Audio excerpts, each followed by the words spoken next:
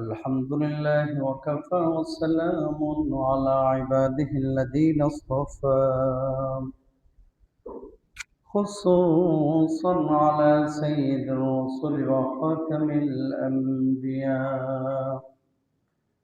وعلى آله الأتقياء وعلى أصحابه الأصفياء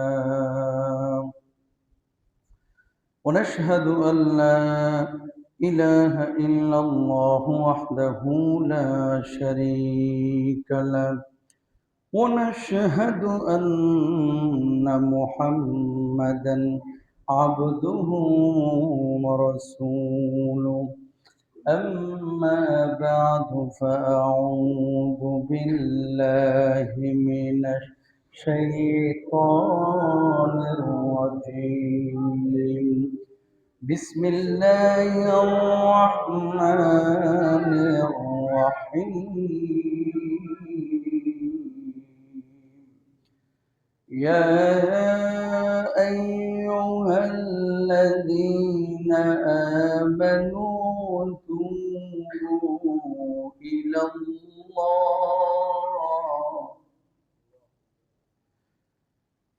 توبة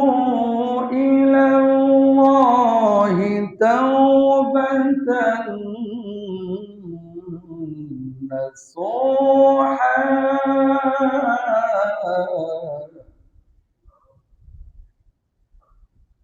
عسى ربكم أن يكفر عنكم سيئاتكم ويدخلكم جنات تجري من تحتها الأنهار صدق الله العظيم.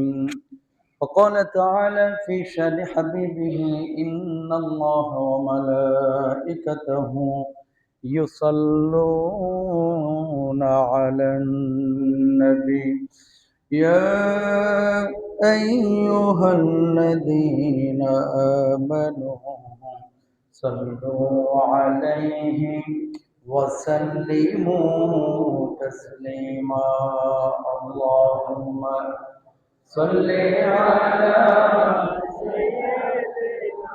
مولانا محمد وعلى آل سيدنا مولانا محمد لا إله إلا الله لا إله إلا الله لا إله إلا الله لا إله إلا الله لا إله إلا الله محمد رسول الله সবাই বলেন সাল্লাল্লাহু আলাইহি ওয়াসাল্লাম। মুআজ্জাজ মুকাররম সম্মানিত মুসল্লিন ইকরাম, আমার কলিজার টুকরা ভাইয়েরা যারা এসেছেন বসেছেন, আল্লাহ সুবহানাহু ওয়া তাআলা আপনারা আমার এই পুরো সময়টাকে নাজাতের ওসিলা হিসেবে কবুল আর মঞ্জুর করুন। সবাই বলেন আমিন। আল্লাহ সুবহানাহু ওয়া তাআলা নিয়ে এসেছেন বিধায় আসতে পেরেছি। বহু মানুষ হসপিটালের বেডে কাতরাচ্ছে, বহু মানুষ দুনিয়ার বিভিন্ন ব্যস্ততায় নিজেদেরকে নিয়োজিত রেখেছে। সেখান থেকে যে আল্লাহ নির্বাচিত আপনাকে করেছেন, এটা আল্লাহর শুকর, আল্লাহর দয়া যে আল্লাহ আপনাকে বের করেছেন।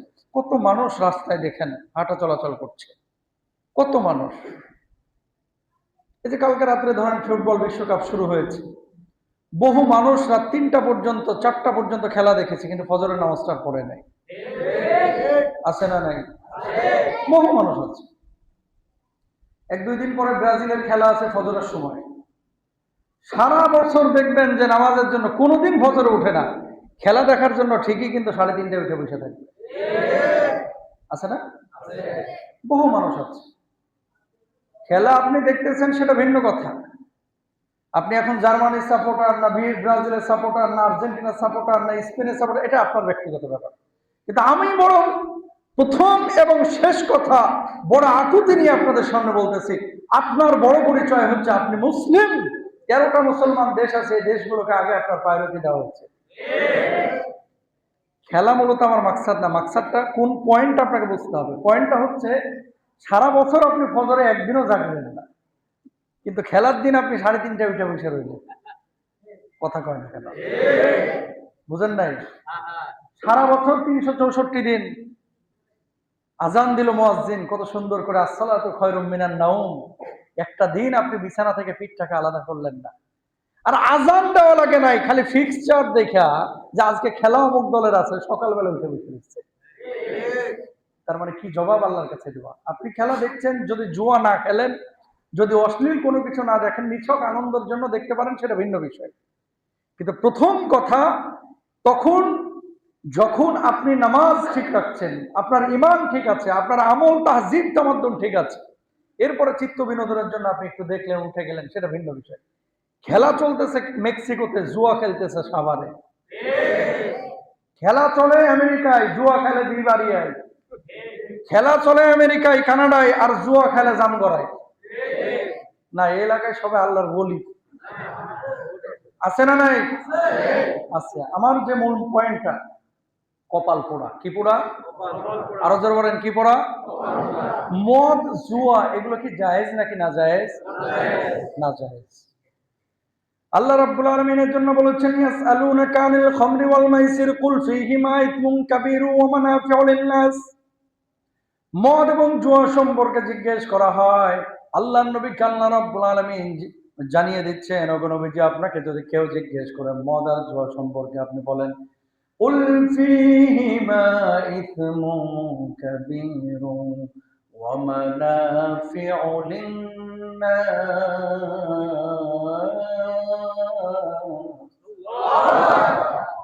সাময়িকের মধ্যে উপকার আছে, কিন্তু অকল্যাণটাই বেশি। জুয়ানি যখন জুয়া খেলে, একদিন 500 জিতে, আরেকদিন 5000 হারে, শেষ পর্যন্ত বউয়ের গয়না চুরি করে, বউয়ের শাড়ি চুরি করে, মায়ের ছাগল চুরি করে বিক্রি করে। কথা বলেন ঠিক? প্রত্যেকটা জুয়ারই একই চরিত্র। জীবনে কোনোদিন যেগুলো দেখি নাই, এখন দেখতেছি, শুধুমাত্র জুয়ারি আর নেশাগ্রস্তদের কারণে। হুন্ডা নিয়ে যাচ্ছে, ইট মেরে বাইকারকে ফেলে দিয়ে বাইক ছিনতাই করতেছে। জীবনে এগুলো কল্পনা করছেন? আর মৃত্যুদণ্ড রামিসা হত্যাকাণ্ডের 30 দিনের মধ্যে হয়ে গেল। আমি বলি সরকারের কাছে, এই ধরনের অপরাধের সাথে যারা জড়িত, 30 দিন না, 3 দিনের মধ্যে মৃত্যুদণ্ড কার্যকর করা দরকার। কল্পনা করতে পারেন যে অটোওয়ালা যাচ্ছে, তাকে ইট মেরে, ডাইরেক্ট ইট মেরে তারা ফেলায় দিয়ে অটো ছিনতাই করে নিয়ে যাচ্ছে, জবাই করে দিচ্ছে। বাইকাররা হুন্ডা নিয়ে যাচ্ছে, ইট মেরে ফেলায় দিয়ে নিয়ে চলে যাচ্ছে বাইক। এই যে একটু আগে, এই যে আমার এক দোস্ত, ফেসবুক ফ্রেন্ড, আজকের ঘটনা, আজকে না কালকে রাত্রে, ওই বাইক ছিনতাই করে নিয়ে গেছে। চিন্তা করেন কোথায় যাচ্ছে সমাজ? সমাজটা কোথায় যাচ্ছে? ক্ষমতায় আওয়ামী লীগ না বিএনপি না জামাত না জাতীয় পার্টি, ওটা বিষয় না। আমরা বাংলাদেশের সাধারণ মানুষ, আমরা চাই এদেশে মদ না থাকুক, আমরা চাই শান্তি শৃঙ্খলার মধ্যে কোনো চুরি ডাকাতি না থাকুক, ছিনতাই না থাকুক। যেখানেই ছিনতাই, পিটায় এগুলোকে পুলিশের হাতে তুলে দেওয়া দরকার। আমাকে ইট মেরে মেরে ফেলাইতে স্যার, এরা নিয়ে যে ওখানে জেলখানার মধ্যে 10 বছর রেখে দিতেছে, 5 বছর রেখে দিতেছে। প্রিয় ভাইরা আমার, কেন বললাম এই কথাটা? এই জামানার জন্য, এই দুনিয়ার জন্য মদ জুয়া হচ্ছে অভিশাপ। কি? যারা জুয়া খেলে, যারা মদে আসক্ত, যারা নেশা করে, যারা গাঞ্জাখোর, না রাষ্ট্রের কোনো উপকার তারা করে, না দিনের কোনো উপকার করে, বরঞ্চ রাষ্ট্রের জন্য হুমকি হয়, এলাকার জন্য হুমকি হয়, বাপ মার জীবনটাকে শেষ করে, সন্তান সন্ততিকে শেষ করে, নিজের বউ বাচ্চাকেও শেষ করে। কথা বলেন ঠিক কিনা? যার দ্বারা দেশের কোনো কল্যাণ নাই, যার দ্বারা দিনের কোনো কল্যাণ নাই, মানুষের কোনো কল্যাণ নাই, তোর বাইচা থাকা লাভ নাই, তুই কবরে চলে যা। কথা বলেন ঠিক কিনা? বুঝছেন তো কথাটা কি বলছি? যারা মদ খায়, মদের কারবার করে, এরা সমাজের দুশ্মন, এরা রাষ্ট্রের দুশ্মন, এরা এলাকার দুশ্মন। এই জন্য আপনাদেরকেও সচেতন হতে হবে। নো কম্প্রোমাইজ, জিরো টলারেন্স নিয়ে আসতে হবে, জিরো টলারেন্স। যে মদ জুয়ার ব্যাপারে কোনো ছাড় নেই। কারণ কি জানেন? এই ছেলেরা, যুবকরা, আমার উপর রাগান্বিত হয়ে লাভ নাই। কারণ একজন খতিবের দায়িত্ব এই সমস্ত আওয়াজগুলো এই আমানতের মেম্বার থেকে উচ্চারণ করা, নাহলে আমি আল্লাহর কাছে দায়ী থাকবো। আজকে দেখেন যারা চুরি করে, যে ছিনতাই যারা করে, আপনি কি মনে করতেছেন এরা কাচ্চি খাওয়ার লেগে ছিনতাই করে? গোশ দিয়ে ভাত খাওয়ার লেগে ছিনতাই করে? ম্যাক্সিমাম এই যে ডলাডলি, কথা কন না কেন, এই ছিনতাই করে হোন্ডা 50,000-এর বা 1,00,000 টাকার বেচে 20,000-এ, আইফোন নিয়ে যায় বেচে 1500 টাকায়। ওর কথা হচ্ছে আমার এক বেলা ডলা পাইলেই হয়েছে, কথা কন না কেন? ওই বদমাইশ, তুই যে ডলার লাগে খাইলি আরেকজনের জীবন তো তুই শেষ করে ফেলাইলি। তাহলে রাষ্ট্র এদেরকে কেন পালতেছে? সরকার বাহাদুরদের কাছে আমাদের অনুরোধ, প্লিজ কিছু ক্ষেত্রে নো কম্প্রোমাইজ, শক্ত আইন করেন। কোন 30 দিন 35 দিন 3 বছর না, 3 দিনের মধ্যে এদের ফাইসলা করে মৃত্যুদণ্ড কার্যকর করে দেন। এবং সেটা চাই আমরা প্রকাশ্যে সরকারের কাছে অনুরোধ। কারণ রাষ্ট্র তখনই সুশৃঙ্খল হবে। সাধারণ মানুষ কিন্তু 3 বেলা গোশ ভাত চায় না, সাধারণ মানুষ চায় নিরাপত্তা। সাধারণ মানুষ চায় আমার ছেলেটা আমার মেয়েটা নিরাপদে বেড়ে উঠুক। সাধারণ মানুষ চায়, আমরা চুরি চাই না, ডাকাতি চাই না, মাদকতা চাই না, নেশা চাই না, সুশৃঙ্খল সুন্দর সমাজ আমরা চাই, তাই না ভাই?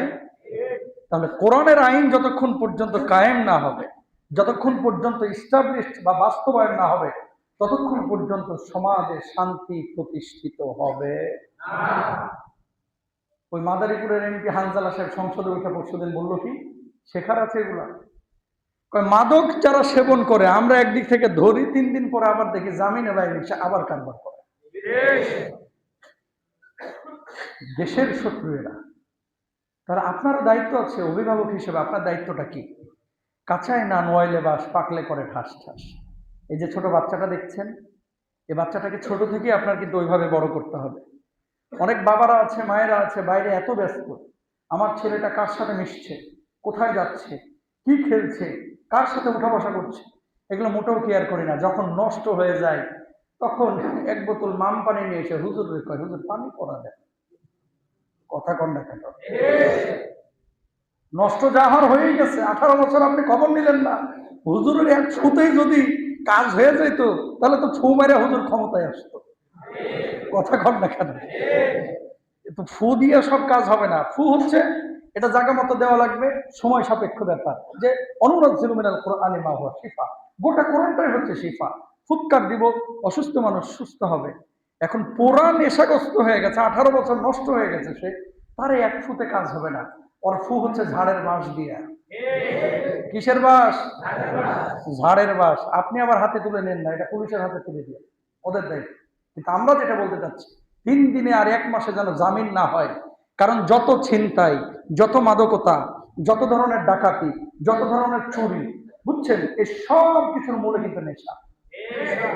নেশা, নেশা ছাড়া এভাবে মানুষ মানুষকে মারতে পারে না। কালকে একজন মেরেছে, পরশুদিন আপনার পালা, তারপরের দিন আমার পালা, কথা বলেন না। বন্ধটা হবে কি? বন্ধটা হবে কবে? আপনার সামনে যখন আপনার বাচ্চাকে এইভাবে মারবে, তখন কিন্তু আপনি বুঝবেন যে কি জ্বালাটা আপনার। এই জন্য আমরা চুরি ডাকাতি নেশা বাংলাদেশে আর দেখতে চাই না। আল্লাহ কবুল করুক, বলো না আমিন। শক্ত আইন চাই, মৃত্যুদণ্ডের আইন চাই। আমরা চাই বাংলার জমিনে, আল্লাহর জমিনে অন্তত কোরআনের আইন দিয়ে আল্লাহ রাব্বুল আলামিন এই সমস্ত জালেমদের, যারা চুরি করে, ডাকাতি করে, মাদকের কারবার করে, আল্লাহ যেন এদের বিচারের ব্যবস্থা করে দেন। সবাই বলেন আমিন। এবার আসেন প্রিয় ভাইরা আমার, কিছু গুনাহ আছে কবিরা গুনাহ, আর কিছু গুনাহ আছে সগীরা গুনাহ। ছোট গুনাহগুলো আল্লাহ রাব্বুল আলামিন তওবা করলেও মাফ করবেন, বড় গুনাহগুলো আল্লাহ রাব্বুল আলামিন তওবা করলে মাফ করবেন। এমন কিছু গুনাহ আছে, হাতের গুনাহ, চোখের গুনাহ, শরীরের গুনাহ।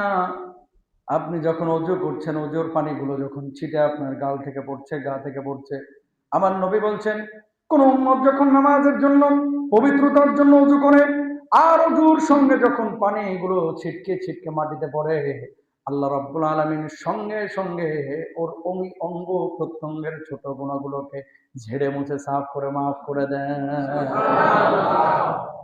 এটা হচ্ছে ছোট গুনাহ। আর বড় গুনাহ তওবা ছাড়া মাফ হয় না, তওবা ছাড়া মাফ হয় না।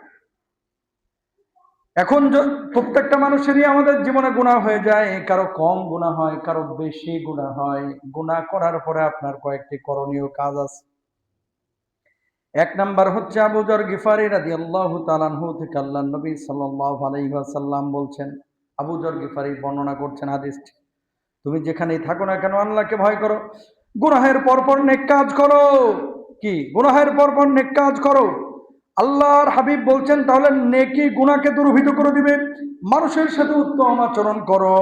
ও খালিকিন নাসি বিখুলুকি হাসানিন। অন্য আয়াতে আল্লাহ রাব্বুল আলামিন বলছেন ইন্নাল হাসানাতি ইউযহিবিনাস সাইয়্যাত।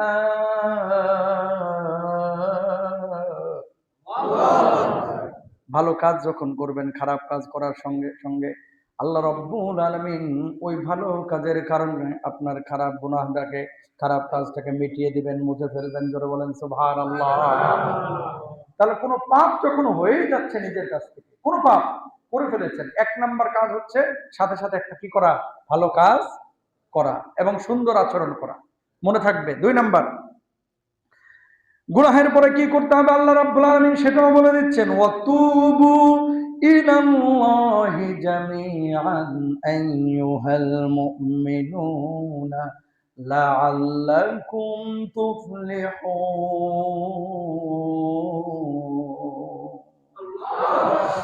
মুমিনেরা, তোমরা সকলে আল্লাহর নিকট তওবা করো যাতে তোমরা সফল কাম হতে পারো।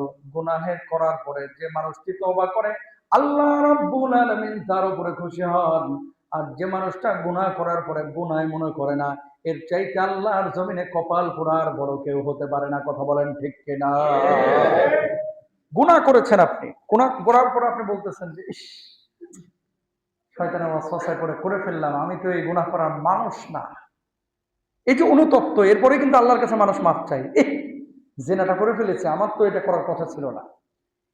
এরা হচ্ছে ভালো মানুষ। কেন ভালো মানুষ? একদিক থেকে এরা কপালওয়ালা। এই যে লজ্জিত হচ্ছেন, এটা কিন্তু তওবার দরজাকে উন্মুক্ত করতেছে। আর কিছু মানুষ আছে এরা কপাল পোড়া, যারা গুনাহকে গুনাহই মনে করে না। হক মারতেছে, সুদ খাচ্ছে, জেনা করতেছে, মদ খাচ্ছে, শরাব খাচ্ছে, জুয়া খেলতেছে, গুনাহকে গুনাহ মনে করতেছে না। আছে না এরকম? আছে। তো এরা হচ্ছে কপাল পোড়া।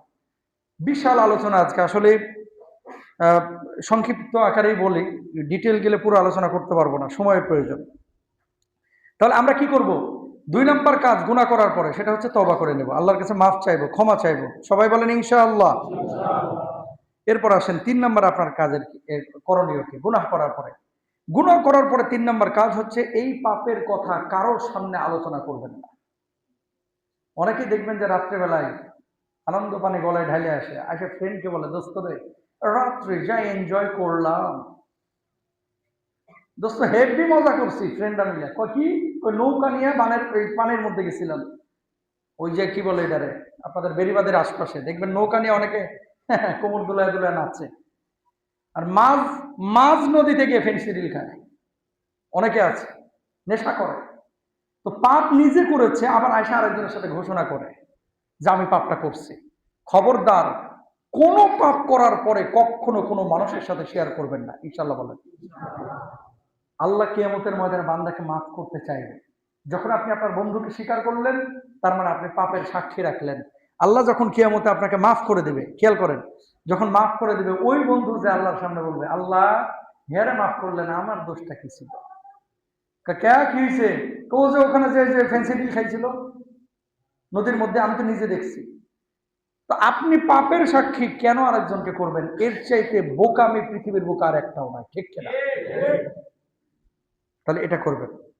চার নাম্বার, প্রকাশ্যে যদি কোনো পাপ দেখেন, এই পাপটাকে নিজে প্রতিরোধ করার বা প্রতিহত করার চেষ্টা করবেন। শুনেন, মুমিন মরে একবার, কয়বার? জীবনটা আল্লাহ দিয়েছে, এই জীবনটা মরতেই কিন্তু হবে, হয় একদিন পরে অথবা একদিন আগে। 1000 বছর হায়নার মতো বাঁচার চাইতে সিংহের মতো এক মুহূর্ত বেঁচে থাকা উত্তম। কথা বলেন ঠিক কিনা? কেন বলতেছে এই কথা? আপনারা অনেক সময় ভয় পান যে এই পাপ করতেছে এলাকার এই ছাপরি পোলা পান, কিছু বললে যদি আমরা মাইরা দেয়। এই ভয়টাই কিন্তু ওই ছাত্রীদেরকে সুযোগ দেয়। সবাই যদি ঐক্যবদ্ধ হতেন যে না, এই এলাকায় কোনো পাপ হতে দিব না, তাহলে দেখতেন ছাত্রীগুলো পালানোর পথ হইতো না। যখন আপনি ভয় পাচ্ছেন তখন কিন্তু সুযোগগুলো পাচ্ছে। এই জন্য প্রকাশ্যে কোনো পাপ যখন দেখছেন, বাসে যাচ্ছেন, একজন মানুষ লাউড স্পিকারে মুমতাজের গান শুনতেছে, চাচা আপনার যদি এত শুনতে ইচ্ছা করে হেডফোন লাগায় শোনেন, নিজে গুনাহ করেন, আর একজনের নিয়ে গুনাহ করতেছেন কেন? এই রাইট তো আপনাকে ইসলাম